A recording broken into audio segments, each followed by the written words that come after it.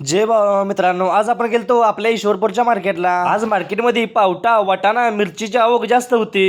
500 रुपये, 700 रुपये, 700 रुपये, 800 रुपये, 800 रुपये, 70 रुपये, 70 रुपये, 72 रुपये, 72 रुपये, 72 रुपये, 72 रुपये, 72 रुपये, 72 रुपये, 75 रुपये,